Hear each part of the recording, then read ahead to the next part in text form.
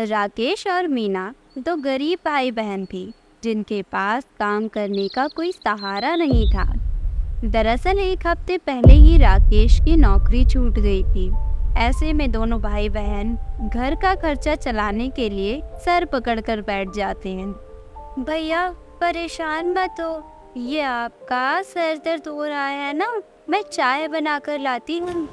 मीना चाय बनाने जाती है तो देखती है कि उसके घर में दूध और चीनी कुछ भी नहीं है। हे भगवान, अब मैं क्या करूं? भैया को चाय देनी है वरना उनका सर दर्द बढ़ता जाएगा। अब राशन की भी टेंशन, ये दिन तो देखना ही था। ऐसा करती हूँ, चीनी की जगह गुड़ रख देती हूँ, गुड़ की चाय बना देती हूँ बिना दूध की। फिर मीना गुड़ की चाय बनाकर अपने भाई को दे देती है। भैया ये लीजिए, चाय पी लीजिए। आप क्या सोच रहे हैं, क्यों परेशान हो रहे हैं? मीना, तुझे क्या लगता है मुझे कुछ भी नहीं पता? एक तो मेरे पास कोई नौकरी नहीं है, ऊपर से घर में चाय बनाने के लिए भी दूध चीनी नहीं है, इसलिए तू गुड़ की चाय बनाकर लाई है। मुझे कुछ ना कुछ काम तो देखना ही पड़ेगा। मैंने कल भी बहुत काम की तलाश की लेकिन किसी ने काम ही नहीं दिया। भैया अगर हमें कोई काम नहीं दे रहा है तो हम अपना काम कर लेते हैं। पर मीना, अपना काम करने के लिए भी तो हमारे पास पैसे होने चाहिए। हमारे पास तो कुछ भी नहीं है। भैया मेरे पास एक आइडिया है, क्यों ना हम पतंग का व्यापार करें। 15 अगस्त आने में सिर्फ एक हफ्ता बाकी है, तो क्यों ना हम कागज की पतंग खुद बनाएं और मांझा बाहर से खरीद कर बेचें। मेरे पास कुछ पैसे बचे हुए हैं, उससे मांझा ला सकते हैं। अरे मेरी प्यारी बहन, तूने तो इतना बड़ा सुझाव दिया है, मुझे क्यों नहीं आया ऐसा ख्याल? इसमें तो हमारी लागत भी कम लगेगी, कागज तो सस्ता होता है। हाँ भैया, आपने बिल्कुल ठीक कहा। तो चलो आज रात भर पतंग बना लेते हैं, कल दिन से शुरू कर देंगे बेचना। हाँ भैया। फिर मीना अपनी गुल्लक को फोड़कर पैसे लाकर अपने भाई के साथ मांझा लेने जाती है और कुछ कागज खरीद लेती है। साथ ही सीख की डंडियों से कुछ देर बाद दोनों भाई बहन मिलकर पतंग बनाना शुरू करते हैं। रात से लेकर सुबह तक दोनों भाई बहन रंग बिरंगी पतंग बना लेते हैं और 2 घंटे सो जाते हैं। और फिर भगवान का नाम लेकर एक टेबल पर रंग बिरंगी पतंग और मांझा बेचने लगते हैं। आइए आइए, 15 अगस्त के शुभ अवसर पर रंग बिरंगी पतंग खरीदिए, सिर्फ 5 रुपए और 10 रुपए का मांझा। आइए आइए, ले जाइए। आइए आइए, सुंदर पतंग लीजिए। अरे वाह, 15 अगस्त आने वाला है और आपने पतंग बेचना शुरू कर दी। पतंग बहुत सुंदर लग रही है, ये फटेगी तो नहीं ना? बिल्कुल भी नहीं भाई साहब, हवा में बहुत ऊंची ऊंची उड़ेगी पतंग। आप लेकर तो देखिए, आप दोबारा आएंगे। अच्छा, तो एक चरखी और 4 पतंग दे दीजिए, 50 रुपये हो जाएंगे ना? हाँ हाँ, ये लीजिए, मैंने आपका सामान पैक कर दिया है। भगवान आपका बहुत बहुत शुक्रिया, हमारी बोनी हो गई। देखा भैया आपने? उसके बाद 2 दिन में ही भाई बहनों की पतंग फटाफट खत्म हो जाती है, जिससे उनको अच्छा मुनाफा होता है और वे अपने घर का राशन ले आते हैं। छोटी हमारी पतंग तो खत्म हो गई है, चलो और बनाते हैं। अभी तो 4 दिन और बचे हैं स्वतंत्रता दिवस में। हाँ भैया, ये देखिए, इस बार मैं और सुंदर सुंदर कागज लाई हूँ। फिर राकेश और मीना दोबारा से पतंग बनाते हैं और अगले दिन बेचने जाते हैं। पर इस बार उनकी दुकान पर दिन में सिर्फ 4-5 लोग ही आते हैं, क्योंकि राकेश और मीना की पतंग व्यापार को देखकर उसके सामने ही बिरजू अपने बेटे के साथ पतंग की दुकान खोल लेता है, जहां लोग उसकी प्लास्टिक की पतंग को खरीद रहे थे। अरे वाह बिरजू बाबू, तुम्हारी पतंग तो उस राकेश की पतंग से भी काफ़ी ज़्यादा अच्छी है। मांझा भी मजबूत चाहिए, जो कि कटे ना दूसरे के मांझे से। अरे अरे, चिंता मत करो, मैं स्पेशल मांझा भी बेचता हूँ। कांच के टुकड़ों से बना है, पर तुम ध्यान से इस्तेमाल करना, हाथ कटेगा नहीं वैसे। अच्छा लाओ दे दो, आज तो मैं ही जीतूंगा पतंगबाजी में। लेकिन यह 100 रुपये का मांझा है। कोई बात नहीं, तुम दे दो।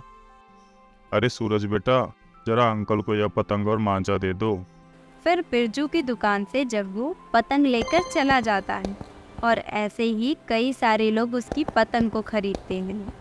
अरे वाह वाह वाह, आपके दिमाग ने तो हमें एक दिन में ही काफ़ी अमीर बना दिया। उस राकेश की दुकान पर तो कोई और जवाब ही नहीं रहा। हाँ हाँ बेटा, पतंग का व्यापार करना है तो थोड़ा बहुत चालाकी तो आजमानी पड़ेगी। मेरे पास और भी ज़्यादा फैशनेबल पतंग हैं जिसे लोग खरीदेंगे। 50 रुपये 100 रुपये में एक पतंग, और हम माला माल हो जाएंगे। देखना कैसे उस राकेश की दुकान ठप पड़ जाएगी अगले 5 दिनों तक। अरे वाह पिताजी, हाँ। मीना सूरज और बिरजू की बात सुनकर अपने भाई को बता देती है। देखा भैया, मैं तभी सोचूं हमारी दुकान पर कोई आ क्यों नहीं रहा, क्योंकि इन्होंने सिर्फ दुकान नहीं खोली बल्कि अपनी चालाकी भी आजमा रहे हैं, लोगों के साथ गद्दारी कर रहे हैं। ये तो उनकी सूझबूझ और गद्दारी है। हम कुछ नहीं कर सकते, लेकिन हम अपनी कोशिश नहीं छोड़ेंगे। हम कल भी पतंग की दुकान लगाएंगे। हाँ भैया, लोगों को जब पतंग और मांझे की सच्चाई का पता चलेगा तो हमारे पास तो आएंगे ही। राकेश मीना की बिक्री नहीं होती।